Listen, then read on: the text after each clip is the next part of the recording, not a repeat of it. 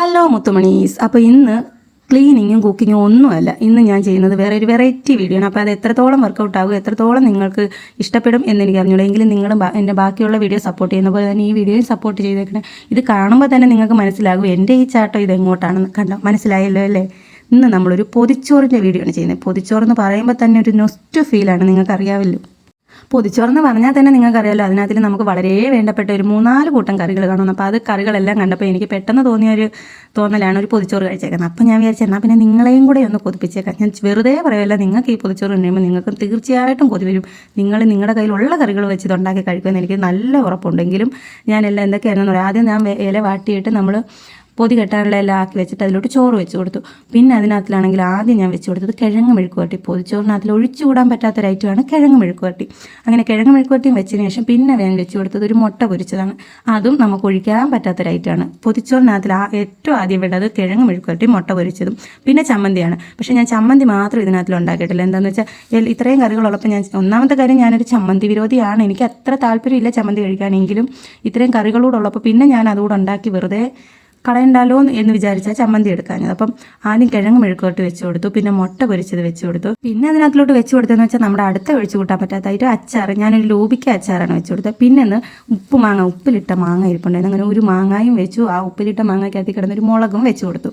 പിന്നെ ഇന്നലത്തെ കുറേ ചിക്കൻ കറി ഇരിപ്പുണ്ട്. ഇന്നലെ ക്രിസ്മസ് ആയിട്ട് ചിക്കൻ കറി ഉണ്ടായിരുന്നു. അപ്പോൾ അതും വെച്ച് കൊടുത്തു. വേണ്ടിയിട്ടല്ല, എങ്കിലും അതുകൂടെ ഇരുന്നോട്ടെ കറിയല്ലേ എന്ന് വിചാരിച്ച് വെച്ചതാണ്. അങ്ങനെ അതുകൂടെ വെച്ച് കൊടുത്ത് ഞാൻ പൊതി നന്നായിട്ട് പൊതിയുന്നുണ്ട്. ഇത് പൊതിഞ്ഞൊരു 2-3 മണിക്കൂർ. നമ്മൾ സാധാരണ ചോറ് സ്കൂളിൽ കൊണ്ടുപോകുന്നത് അങ്ങനെ തന്നെയല്ലേ, രാവിലെ പൊതിഞ്ഞുകൊണ്ട് ഉച്ചയ്ക്ക് 1 മണിക്കല്ലേ എടുക്കുന്നത്. 2-3 മണിക്കൂർ വെച്ചിരുന്നാൽ ഇത് സെറ്റാകും, എല്ലാം കൂടെ ഒന്ന് ജോയിൻ്റ് ആകും, ഒരു സമ്മിശ്രണമാകും. അപ്പം കഴിക്കാനാണ് അതിൻ്റെ ടേസ്റ്റ്. അങ്ങനെ ഞാൻ ഇതെല്ലാം പൊതിഞ്ഞ് വെച്ചിട്ടുണ്ട്. എന്നിട്ട് ഞാൻ പോയി റെസ്റ്റ് എടുത്തു. പിന്നെ 2-2.5 മണിക്കൂറൊക്കെ ആയപ്പോൾ ഞാൻ എടുത്ത് പൊതി അഴിക്കുന്നുണ്ട്. ഈ പൊതി അഴിച്ച് കഴിയുമ്പോൾ ഉണ്ടല്ലോ, ഞാൻ വെറുതെ പറയില്ല, സത്യമായിട്ട് പറയുക, നിങ്ങളിങ്ങനെ ഒന്ന് പൊതിഞ്ഞ് ഉള്ള കറികൾ, ഒരുപാട് കറികൾ വേണ്ടല്ലോ, ഒരു ചമ്മന്തി മെഴുക്കുവരട്ടി ആയാലും ഇങ്ങനെ വാഴയിലിൽ പൊതിയൊന്ന് അഴിച്ച് നോക്കണം. എൻ്റെ സ്വർഗം. ഇത് കാണുമ്പോൾ തന്നെ എനിക്ക് കൊതിയാവും. ഞാൻ ഈ വീഡിയോ എടുത്തിട്ട് 3 ദിവസം കഴിഞ്ഞതിന് ശേഷമാണെന്ന് തോന്നുന്നു ഞാനിത് എഡിറ്റ് ചെയ്യുന്നത്. ഇപ്പോഴും എനിക്ക് അതിൻ്റെ മണവും ആ രുചി ഇപ്പോഴും എൻ്റെ വായി നിൽക്കുന്നത്. ഇപ്പോൾ കിട്ടിയാലും ഞാൻ കഴിക്കും എന്ന മട്ടിലിരിക്കുക ഞാൻ. അപ്പം നമുക്കിനി മെയിൻ കലാപരിപാടിയിലോട്ട് നടക്കാം. ഇനി ഞാനിത് ഉണ്ടാക്കിയ മാത്രം പോരല്ലോ, നിങ്ങളെ കഴിച്ചും കൂടെ കാണിക്കണ്ടേ, എന്നാലല്ലേ അതിൻ്റെ ഒരു ഇത് വരുത്തുള്ളൂ, നിങ്ങൾക്കും ഇത് ഉണ്ടാക്കി കഴിക്കണം എന്ന് തോന്നത്തുള്ളൂ. അപ്പം ഞാൻ കഴിക്കാതിരുന്നപ്പോൾ തന്നെ എൻ്റെ മോളും അടുത്ത് വന്നിരിപ്പുണ്ട്. ചോറ് കഴിക്കാൻ ആഗ്രഹം ഉണ്ടായിട്ടൊന്നുമല്ല, എങ്കിലും ഇത് എന്തുവാ സംഭവം എന്ന് കഷിക്കൊന്ന് അറിയാൻ വേണ്ടി വന്നിരിക്കുന്നതാണ്. ചോറ് കൊടുത്തപ്പോൾ വേണ്ടാന്ന് പറഞ്ഞു. പിന്നെ ഞാൻ കുറച്ച് മുട്ട പൊരിച്ചത് പിച്ചി വായിൽ വെച്ച് കൊടുത്തപ്പോൾ അത് കഴിച്ചു. അപ്പോഴത്തേനും അടുത്തോട്ട് വന്നിരുന്നു. കഷിയുടെ നോട്ടം മൊത്തം എൻ്റെ ആ ഉപ്പിലിട്ട ഈ മാങ്ങ മഞ്ഞ കളറിൽ ഇരിക്കുന്നുള്ളത് പച്ച മാങ്ങയാണ്. അല്ല, പച്ച മാങ്ങ ഞാൻ കഴിഞ്ഞ ഒരു വർഷം ഇത് ഉപ്പിലിട്ട്, കഴിഞ്ഞ വർഷം മാങ്ങ സീസണായപ്പം ഉപ്പിലിട്ട് വെച്ചതാണ്. മാങ്ങയിലോട്ട് കണ്ട ആ ഉപ്പിലിട്ട മാങ്ങ വേണം, കണ്ട അതിന് വേണ്ടി വന്നിരിക്കുമല്ലോ, അത് ചോറുണ്ണാനല്ല. അപ്പം ഞാൻ പറഞ്ഞു ചോറ് കഴിക്കാമെങ്കിൽ അത് തരാമെന്ന്. അങ്ങനെ എങ്ങനെയൊക്കെയോ മുക്കിയും മോളി എൻ്റെ കയ്യിൽ നിന്ന് 2 വാ ചോറ് വാങ്ങിച്ച് കഴിച്ചു മാങ്ങയ്ക്ക് വേണ്ടി. പക്ഷേ എങ്കിലും ഇത് ഈ വലിയ മാങ്ങ ആയതുകൊണ്ട് അവളത് കഴിക്കത്തില്ലെന്നറിയാം. ഇപ്പം ഞാൻ പറഞ്ഞു, മോനെ വേറെ ചെറിയ കൊച്ചു മാങ്ങ ഉപ്പിലിട്ട ഇരിപ്പുണ്ട്, അത് തരാമെന്ന്. അങ്ങനെ ഞാൻ ചോറും എല്ലാം ഇത് പറഞ്ഞുകൊണ്ടിരുന്നതിൻ്റെ ഇടയിൽ കാര്യം വിട്ടുപോയി. ഇതെല്ലാം കൂടെ കൂട്ടിക്കുഴച്ച് ഞാനൊരു പിടി അങ്ങോട്ട് പിടിച്ചു.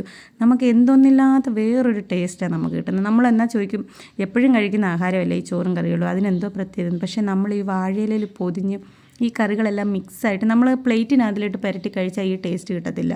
ഇതിങ്ങനെ മിക്സാക്കി എല്ലാ കറികളൂടെ വെച്ച് കഴിക്കാമെങ്കിൽ നല്ല അടിപൊളി, നമുക്ക് പറയാൻ പറ്റാത്ത രീതിയിലൊരു ടേസ്റ്റാണ്. നിങ്ങളൊന്ന് എല്ലാ കറികളും ഒന്നും വേണമെന്നില്ല, ഒരു മുട്ട പൊരിച്ചതും കുറച്ച് കിഴങ്ങ് മെഴുക്ക് വരട്ടി, കുറച്ച് അച്ചാറും, കുറച്ച് ചമ്മന്തി, ഇത് നമ്മുടെ വീട്ടിൽ സർവ്വസാധാരണമല്ലേ. ഇതെല്ലാം കൂടെ ഇത്രയും കൂടെ ഉണ്ടാക്കി നമ്മളൊരു പൊതി കെട്ടി കഴിച്ച് നോക്കാം. പൊതിച്ചോറിൻ്റെ ടേസ്റ്റ് ഞാൻ പറയാതെ തന്നെ നിങ്ങൾക്ക് എല്ലാവർക്കും അറിയാവുന്നതല്ലേ. എന്താണെന്ന് വെച്ചാൽ എല്ലാവരും പൊതിച്ചോറും കൊണ്ട് സ്കൂളിൽ പോയിട്ടുള്ളവരൊക്കെ തന്നെ അല്ലേ. എങ്കിലും ആ ഒരു നൊസ്റ്റു ഫീൽ തെറ്റിപ്പോയതാണ്. എനിക്ക് തെറ്റിൽ നിങ്ങൾക്ക് അറിയാമല്ലോ. ആ ഒരു നൊസ്റ്റു ഫീൽ നമുക്ക് തിരിച്ചു കൊണ്ടുവരാൻ പറ്റിക്കഴിഞ്ഞാൽ നമുക്ക് അതിൻ്റെ ആ ഒരു ഓർമ്മകളും തിരിച്ചു കൊണ്ടുവരത്തില്ലേ. ഞാൻ ഇപ്പോഴും ഓർക്കുന്നു. പക്ഷേ ഞാൻ ഈ വാഴയിലേക്ക് അതിൽ ചോറ് കൊണ്ടുപോയിട്ടില്ല, ഞാൻ അങ്ങനെ കൊണ്ടുവന്നത് ശീലമില്ലെങ്കിലും തട്ടത്തിനകത്തിൽ ഈ പറഞ്ഞ ഈ സെയിം കറികളെല്ലാം എനിക്ക് തന്നു വിട്ടിട്ടുണ്ട് അമ്മ.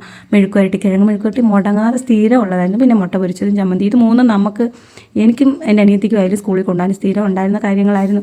അതുകൊണ്ട് ഈ നൊസ്റ്റു എനിക്ക് മനസ്സിലാവുന്നുണ്ട്. നിങ്ങൾക്ക് എത്രത്തോളം മനസ്സിലാവുമെന്ന് എനിക്ക് അറിഞ്ഞുകൂടാ. നിങ്ങളും ഇതുപോലെ ഒന്ന് ഉണ്ടാക്കി നോക്കൂ. നമ്മൾ ഈ കറികളൊക്കെ തന്നെ വേണമെന്നില്ല, ഏത് കറിയായാലും ഒന്നുകിൽ തട്ടത്തിൽ കറികളെല്ലാം എടുത്ത് വെച്ച് നമ്മൾ അടച്ച് വെച്ച് ഒരു 2 മണിക്കൂർ കഴിഞ്ഞ് കഴിച്ച് നോക്കണം. അതല്ലാന്നുണ്ടെങ്കിൽ വാഴയിലയിലായാലും പൊതിഞ്ഞ് വെച്ച് കഴിച്ച് നോക്കണം. അടിപൊളി ടേസ്റ്റാണ്, അടിപൊളി ടേസ്റ്റാണ്. ഞാൻ ആ മാങ്ങ വീട്ടിൽ, ഈ മാങ്ങയ്ക്ക് പിന്നിൽ വേറൊരു കഥയുണ്ട്. ഇത് ഞാൻ എൻ്റെ വീട്ടിൽ പോയപ്പം കഴിഞ്ഞ പ്രാവശ്യം ഞാൻ എൻ്റെ വീട്ടിൽ പോയപ്പോൾ എവിടുന്നോ കുറേ മാവ് മുറിച്ചപ്പോഴും തോനെ മാങ്ങ ഇഷ്ടംപോലെ മാങ്ങ കൊണ്ടുവന്ന് വെച്ചായിരുന്നു. അപ്പോൾ ഒത്തിരി മാങ്ങ ഇരിക്കുന്നുണ്ട്. അപ്പം എനിക്കൊരു തോന്നൽ ഇത് വെറുതെ ഇങ്ങനെ വെച്ചിരുന്ന് കളഞ്ഞ് വാട്ടി കളയണ്ടല്ലോ എന്ന് വിചാരിച്ച് ഞാൻ അന്നേരം വലിയൊരു കുപ്പിക്കകത്തിൽ ഇതിൻ്റെ പൊട്ടിപ്പോകാത്ത, അതായത് എങ്ങും ഒരു പൊട്ടലും ചതവും ഒന്നും പറ്റാത്ത നല്ല മാങ്ങ എല്ലാം കൂടെ എടുത്തിട്ട് കല്ലുപ്പ് വാരി പച്ചമുളകും ഇട്ട് അടച്ച് വെച്ചിരുന്നത്. ഞാൻ പിന്നെ ഇതിൻ്റെ കാര്യമേ വിട്ടുപോയി. ഒരു കാര്യം ഞാൻ മറന്നുപോയി. അങ്ങനെ പിന്നെ കഴിഞ്ഞ ദിവസം അമ്മ വീട്ടിൽ വന്നപ്പോൾ എനിക്ക് എടുത്തുകൊണ്ട് തന്നതാണ്. അങ്ങനെയാണ് ഞാൻ ഈ മാങ്ങയുടെ കാര്യം ഓർക്കുന്നത്. ഇതെന്തായാലും വീണടം വിഷ്ണുലോകം എന്ന് പറയുന്ന പോലെ എനിക്കിതൊരു ഉപകാരമായി. അങ്ങനെ ഖതം ഞാൻ പറഞ്ഞു വന്നത് അതാണ്. അങ്ങനെ ഞാൻ ചോറ് മുഴുവനും കഴിച്ച് തീർന്നു. അപ്പം ഇനി നമുക്കിത് പൊതി മടക്കുക, ആ മാങ്ങ ബാക്കിയിരിക്കുന്നത് ബാലൻസ് ചോറിൻ്റെ പൊതിയുടെ ടേസ്റ്റ് അറിയുക, അത്രയേ ഉള്ളൂ. അത് കഴിഞ്ഞിട്ട് ഇന്നത്തെ വീഡിയോ ഇത്രയേ ഉള്ളൂ. അപ്പോൾ ഇനി അടുത്തൊരു വീഡിയോ ആയിട്ട് ഞാൻ വീണ്ടും വരാം. ഈ മാങ്ങ ഞാൻ കളയില്ല കേട്ടോ, ഞാൻ ഇങ്ങനെ നടന്ന് അത് തീരുന്ന വരെ കഴിച്ചേച്ചേ ഞാനിത് കളയത്തുള്ളൂ. അപ്പോൾ ടാറ്റാ.